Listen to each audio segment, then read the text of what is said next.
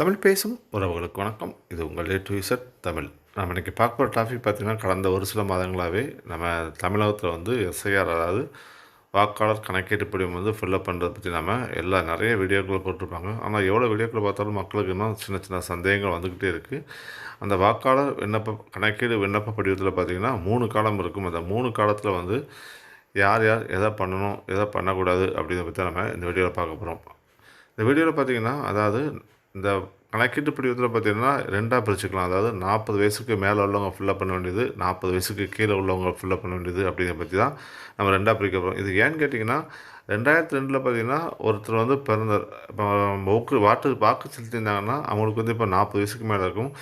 1984க்கு அப்புறம் பிறந்தாங்க அப்படின்னா அவங்களுக்கு வந்து வயசு வந்து 40 வயசுக்கு குறைவாக தான் இருக்கும். அதனால் அந்த 2002 வந்து அவங்களோட பெயர் வந்து அந்த பழைய வாக்காளர் பட்டியலில் இருக்காது. அதனால் அவங்க எதை ஃபில்லப் பண்ணக்கூடாது, எதை ஃபில்லப் பண்ணணும் அப்படிங்கிறத பற்றி நம்ம இந்த வீடியோவில் பார்க்க போகிறோம். அதனால் இந்த வீடியோ சின்ன வீடியோ தான், நீங்கள் முழுமையாக ஸ்கிப் பண்ணாமல் பாருங்கள். அப்போ தான் உங்களுக்கு அந்த டீட்டெயில்ஸ் எல்லாமே புரியும். வாங்க வீடியோக்குள்ளே போகலாம். முதல்ல இந்த படிவத்தில் பார்த்திங்கன்னா மேலே டாப் கார்னரில் உங்களோட ஓட்டர் ஐடி நம்பர் இருக்கும். அதாவது நீங்கள் எந்த பூத்தில் வாக்கு செலுத்தியிருந்தீங்க அப்படிங்கிற டீட்டெயில்ஸ் இருக்கும். அதுக்கப்புறம் பார்த்திங்கன்னா உங்களோட பழைய ஃபோட்டோ இருக்கும். அதுக்கப்புறம் பார்த்திங்கன்னா உங்களோட புதிய ஃபோட்டோ நீங்கள் ஒட்ட வேண்டியிருக்கும். முதல்ல பார்த்திங்கன்னா உங்களோட டேட் ஆஃப் பர்த், அதாவது 40 வயசுக்கு மேலே இருந்தாலும் சரி, 40 வயசுக்கு கீழே இருந்தாலும் அவங்க முதல்ல பார்த்திங்கன்னா உங்களோட டேட் ஆஃப் பர்த் வந்து ஃபில்லப் பண்ண வேண்டியிருக்கும். உங்களோட டேட் ஆஃப் பர்த் எதுவோ நீங்கள் அதை கரெக்டாக நீங்கள் ஃபில்லப் பண்ண வேண்டியிருக்கும். அதாவது ஃபஸ்ட்டு வந்து டேட்டு, மந்த்து, இயர் அப்படிங்கிற அந்த ஆர்டர் வைஸாக நீங்கள் ஃபில்லப் பண்ணிக்கிடுங்க. அதுக்கப்புறம் பார்த்திங்கன்னா உங்களோட ஆதார் கார்டு நம்பரை வந்து நீங்கள் ஃபில்லப் பண்ண வேண்டியிருக்கும். உங்களோட ஆதார் கார்டு வந்து நம்பர் விருப்பம் இருந்தால் கொடுக்கலாம்னு இருப்பாங்க. ஆனால் இருந்தாலும் நீங்கள் உங்களோட ஆதார் கார்டு நம்பரை நீங்கள் ஃபில்லப் பண்ணிடுங்க. தவறு இல்லாமல் கரெக்டாக நீங்கள் அதை ஃபில்லப் பண்ணிடுங்க. ஏன்னா இந்த ஆதார் கார்டு வந்து ஓடிபியோட வருங்காலத்தில் இணைக்கப்படலாம் அப்படிங்கிற மாதிரி சொல்லியிருக்காங்க. அதனால் நீங்கள் ஆதார் கார்டு நம்பரை ஃபில்லப் பண்ணிடுங்க. அதுக்கப்புறம் பார்த்திங்கன்னா உங்களோட மொபைல் நம்பர், அதாவது யாரோட வாக்காளர் கணக்கீட்டு படிவத்தில் யார் பேரை ஃபில்லப் பண்ணுறோமோ அவங்க மொபைல் நம்பர் வந்து அதில் நம்ம என்டர் பண்ண வேண்டியிருக்கும். அந்த மொபைல் நம்பர் வந்து கண்டிப்பாக பயன்பாட்டில் இருக்கிறதா இருக்கணும். அப்போ தான் நல்லாயிருக்கும்.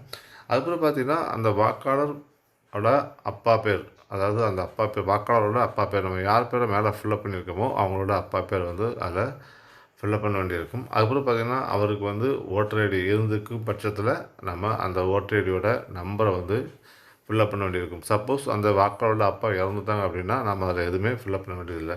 அதேமாதிரி வாக்காளரோட அந்த பேரோட அம்மா பேரை வந்து ஃபில்லப் பண்ண வேண்டியிருக்கும். அதேமாதிரி அதுக்கு கீழே பார்த்திங்கன்னா அவங்களோட ஓட்டர் ஐடி எழுத வேண்டியிருக்கும். அப்படி அவங்க யாருமே இல்லை அப்படிங்கன்னா அந்த ஓட்டர் ஐடி நம்பர்லாம் எதுவுமே எழுத வேண்டிய தேவையில்லை. அதுக்கப்புறம் பார்த்திங்கன்னா அந்த வாக்காளருக்கு வந்து கல்யாணம் முடிஞ்சிருந்தால் அவங்களோட துணைவியார் அல்லது கணவர் இருந்தாங்கன்னா, அதாவது ஆணாக இருந்தால் துணைவியும், பெண்ணாக இருந்தால் கணவர் பெரியம்மாவை ஃபில்லப் பண்ண வேண்டியிருக்கும்.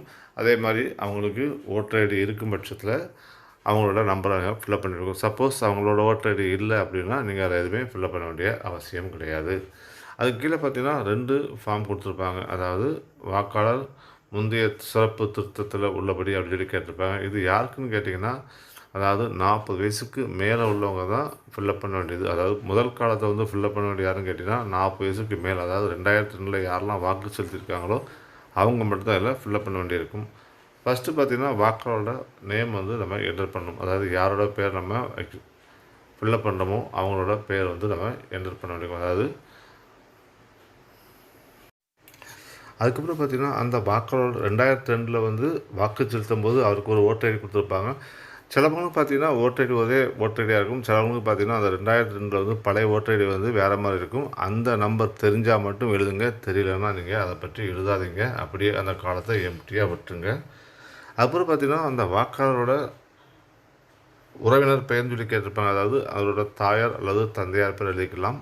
அது யார் பேர் உங்களுக்கு வேணுமோ நீங்கள் அதை எழுதிக்கிடுங்க. அதுக்கப்புறம் பார்த்திங்கன்னா உறவு முறை கேட்டிருப்பாங்க. அந்த தாயாருக்கும் அந்த அந்த உறவு முறையில் யார் பேர் இருக்கீங்களோ அவருக்கும் அந்த வாக்காளருக்கும் என்ன உறவு முறையோ நீங்கள் அதை ஃபில்லப் பண்ண வேண்டியிருக்கும். அதாவது தாய் தந்தை எதுவும் நீங்கள் ஃபில்லப் பண்ணிக்கலாம்.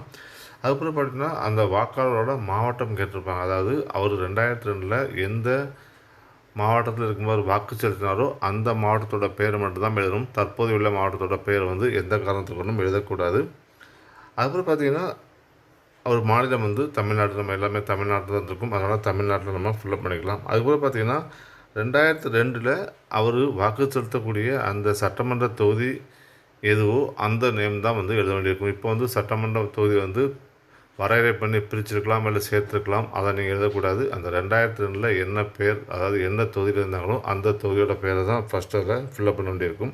அதுக்கு கீழே பார்த்தீங்கன்னா அதே மாதிரி சட்டமன்ற தொகுதி நேம் மற்றும் பெயர் கேட்டிருப்பாங்க.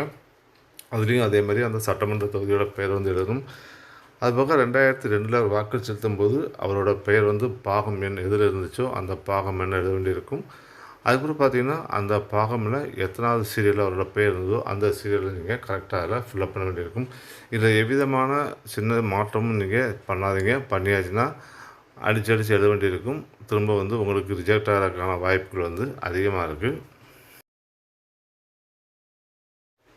இப்போ நீங்கள் 1984க்கு அப்புறம் பிறந்திருந்தீங்க அப்படின்னா அந்த படிவத்தை எப்படி ஃபில்லப் பண்ணுறதுன்னு பார்க்கலாம். ஃபஸ்ட்டு உங்களோட அந்த டேட் ஆஃப் பர்த்தை வந்து கரெக்டாக நீங்கள் மென்ஷன் பண்ணுங்கள். அதுக்கப்புறம் பார்த்தீங்கன்னா உங்களோட ஆதார் கார்டு நம்பரை வந்து கரெக்டாக அதை என்டர் பண்ணுங்கள். அதுக்கப்புறம் பார்த்தீங்கன்னா உங்கள் கையில் நீங்கள் யூஸ் பண்ணக்கூடிய அந்த மொபைல் நம்பரை வந்து அதில் என்டர் பண்ண வேண்டியிருக்கும். அதாவது உங்கள் மொபைல் நம்பரில் சரியாக என்டர் பண்ணிக்கிடுங்க. அதுக்கப்புறம் உங்களோட தாய் அல்லது தந்தை பெயர், அதாவது பாதுகாவலரின் பெயர்னு கொடுத்துருப்பாங்க அல்லது தந்தையின் பெயர்னு கொடுத்துருப்பாங்க. கல்யாணம் முடியல அப்படின்னா நீங்கள் பாதுகாவலர் பெயர் தந்தை பெயர் எழுதிக்கலாம்.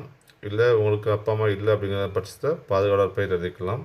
அதுக்கு பார்த்திங்கன்னா அவருக்கு வந்து பாதுகாப்பு, அதாவது வாக்காளர் அடையாளம் இருந்தாலும் சரி, இல்லை இருந்தால் நீங்கள் எழுதுங்க, இல்லைன்னா நீங்கள் எழுதாலும், அதாவது தந்தையார் உயிரோடு இருந்திருந்தால் அந்த நம்பர் எழுதுங்க. அப்படி சப்போஸ் அவர் இல்லை அப்படின்னா நீங்கள் அந்த நம்பர் எழுதாதீங்க. அதே மாதிரி பார்த்திங்கன்னா உங்களோட தாயார் பேர் கேட்டிருப்பாங்க. உங்களோட தாயார் பேரை நீங்கள் எழுதணும். அவங்களுக்கு வாக்காளர் அடையாளம் இருந்து அவங்க இப்போ வாழ்ந்துக்கிட்டு இருந்தாங்கன்னா அவங்களோட பேர் எழுதணும். சப்போஸ் அவங்க இல்லை மறைஞ்சிட்டாங்க அப்படின்னா அவங்களோட பேர் வந்து எழுத வேண்டிய அவசியம் கிடையாது. அதுக்கப்புறம் பார்த்திங்கன்னா அந்த துணைவியர், அதாவது கணவர்னு எழுதியிருப்பாங்க. இப்போ உங்களுக்கு கல்யாணம் முடிஞ்சிருக்கும் பட்சத்தில் ஆணாக இருந்தால் மனைவியோட பேரும், பெண்ணாக இருந்தால் கணவரோட பேரையும் எழுதணும். அதே மாதிரி அவங்களுக்கு வந்து வாக்காளர் அடையாள சீட்டு அந்த எண் இருந்துச்சு அப்படின்னா அதையும் எழுதணும். சப்போஸ் அப்படி இல்லாத பட்சத்தில் நீங்கள் எதையும் எழுத வேண்டிய அவசியம் இல்லை. அதுக்கப்புறம் பார்த்திங்கன்னா நீங்கள் வந்து முந்தைய சிறப்பு தீவிர திட்டத்தின் உள்ள வாக்காளர் பட்டியலில் உள்ள வாக்காளர் விவரங்கள்னு சொல்லி ஃபஸ்ட்டு ஒரு காலம் இருக்கும். அந்த காலத்தை நீங்கள் எந்த காலத்துக்கு ஃபில்லப் பண்ணக்கூடாது. ஏன்னா நீங்கள் 2002ல் வாக்கு செலுத்துகிற, அதனால் 2வது காலத்தில் மட்டும்தான் நீங்கள் அந்த நேம் வந்து ஃபில்லப் பண்ண வேண்டியிருக்கும். ஃபஸ்ட்டு பார்த்திங்கன்னா உங்களோட, அதாவது உங்கள் உறவினர், அதாவது உங்கள் அப்பா அம்மா சித்தப்பா யாரும் இருந்தாங்க அப்படின்னா அவங்களோட பேரை வந்து ஃபஸ்ட்டு எழுத வேண்டியிருக்கும். அதுக்கு பிறகு அவங்களோட வாக்காளர் புகைப்பட அடையாள எண் வந்து எழுத வேண்டியிருக்கும். அதாவது 2002ல் எப்படி இருந்துச்சோ அந்த நம்பர் மட்டும்தான் எழுதணும். இப்போதைய நம்பரை வந்து எழுதக்கூடாது. இப்போதைய நம்பரும் 2002ல் வாக்குச்சீட்டு நம்பரும் ஒன்றாக இருக்கும் பட்சத்தில் நீங்கள் அந்த நம்பரை எழுதிக்கலாம். அதுக்கு பார்த்தீங்கன்னா உறவினரோட பேர் கேட்டிருப்பாங்க. அதாவது நம்ம யார் பேர் எழுதியிருக்கோமோ அவர் வந்து அவரோட கணவர் இல்லை மனைவி, அதாவது அந்த அவரோட தாத்தா அப்பா அம்மா யாரோ அவங்க பேர் எழுதிக்கலாம். அதுக்கப்புறம் பார்த்திங்கன்னா அவங்க 2 பேர்த்துக்கும் ரிலேஷன்ஷிப், அதாவது உறவினர் பேருக்கும் அந்த உறவு முறைக்கும் உள்ள ரிலேஷன்ஷிப் வந்து எழுத வேண்டியிருக்கும். அதுக்கப்புறம் பார்த்திங்கன்னா மாவட்டம் எழுதணும். அதாவது அவர் அந்த எந்த மாவட்டத்தில் அந்த 2002ல் அவர் இருந்தார் அப்படிங்கிறதுக்கு அந்த மாவட்டத்தோட பேர் எழுத வேண்டியிருக்கும். அதுக்கப்புறம் பார்த்திங்கன்னா மாநிலம் வந்து தமிழ்நாடு. அதே மாதிரி அந்த உறவினர் வந்து 2002ல் வாக்கு செலுத்தும் போது எந்த சட்டமன்ற தொகுதியில் இருந்தாரோ அந்த சட்டமன்ற தொகுதியோட நேம் மட்டும்தான் எழுதணும்.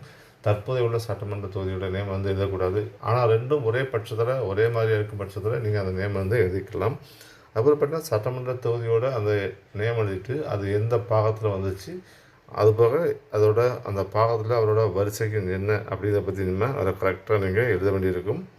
அதையும் நீங்கள் தவறில்லாமல் எழுதிடுங்க. எழுதி முடிச்சோன்னா பார்த்தீங்கன்னா கீழே வந்து சில டீட்டெயில்ஸ் கொடுத்துருப்பாங்க. அதை படித்து பார்த்துட்டு நீங்கள் உங்களோட சைன் வந்து பண்ண வேண்டியிருக்கும்.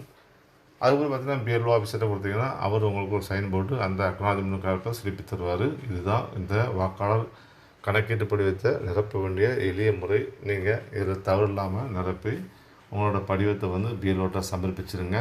இந்த வீடியோ உங்களுக்கு பிடிச்சிருக்குன்னு நினைக்கிறேன். பிடிச்சிருந்தால் லைக் பண்ணுங்கள், ஷேர் பண்ணுங்கள், கமெண்ட் பண்ணுங்கள். மீண்டும் ஒரு வீடியோ சந்திப்போம். நன்றி, வணக்கம்.